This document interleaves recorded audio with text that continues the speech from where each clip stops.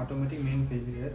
இப்போ ஆட்டோமேட்டிக்காக EB வருதும், ஜென்ரேட்டர்லாம் discharge பேட்டரியில் ரன் ஆகிட்ருக்கும். அதை வச்சு நம்ம இப்போ ப்ராஜெக்ட் பண்ண போகிறோம்.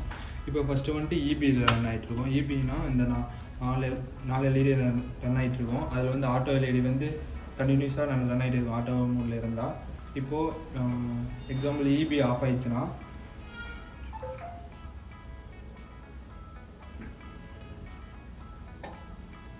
இபி ஆஃப் ஆயிடுச்சுன்னா ஆட்டோமேட்டிக்காக ஜென்ரேட்டருக்கு மூவ் ஆயிரும்.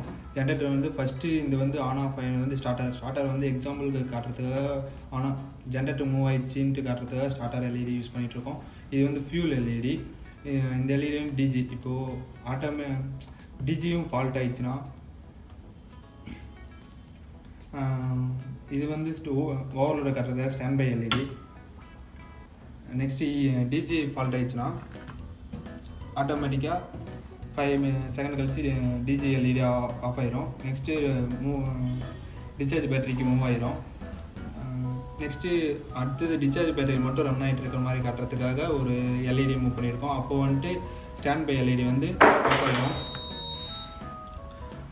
அதுக்கு சிம்பிள் காட்டுறதுக்காக ஒரு பஸ்ஸரை வச்சுருக்கோம். பஸ்ஸர் வந்து 1 செகண்ட் கழிச்சு ஆன் ஆகிட்டு ஆஃப் ஆகிடும் உடனே. இவ்வளோ தான் ஆட்டோமேட்டிக்கில் வந்து இதுதான் ப்ராசஸ், இதுதான் ரன் ஆகிட்ருக்கோம். இப்போ வந்து மேனுவல்னால் கீழே மூவ் பண்ணால் மேனுவல். இப்போ இந்த இடத்துல ஃபேஸ் சென்சர் 3 இதுக்கு செட் பண்ணியிருக்கோம். ஒன்று இபி, அனதர் ஒன் டிஜி, அனதர் ஒன் இபி. இப்போ வந்து டிஜியில் ரன் ஆகிட்டு இருக்கு.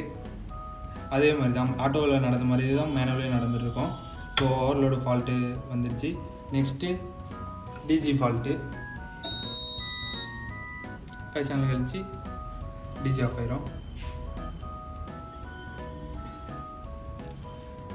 நெக்ஸ்ட்டு பேட்டரியில் ரன் ஆகிட்ருக்கோம்.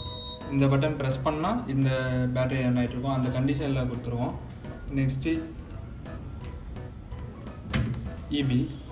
இபியில் வந்துட்டு ஆட்டோமேட்டிக் மேனுவலில் மட்டும்தான் இந்த இபி எல்இடி ஆன் ஆகிட்ருக்கும். இபி ஆட்டோமேட்டிக்கில் மட்டும்தான் இந்த எல்இடி ஆன் ஆகிட்ருக்கும், மேனுவலாக ஆன் ஆகாது. இது வந்து டிஸ்சார்ஜ் பேட்டரியில் வந்து இந்த பட்டன் ப்ரெஸ் பண்ணால் மட்டும்தான் எல்இடி ஆன் ஆகிட்டு இருக்கும். இதில் வந்து எல்இடி ஆன் ஆகிட்டு இருக்கும்போது டிஸ்சார்ஜ் பேட்டரி வந்து ஆன் ஆகிட்டே இருக்குது அப்படின்னு காட்டுறதுக்காக பஸ் ஆன் ஆகிட்டே இருக்கும்.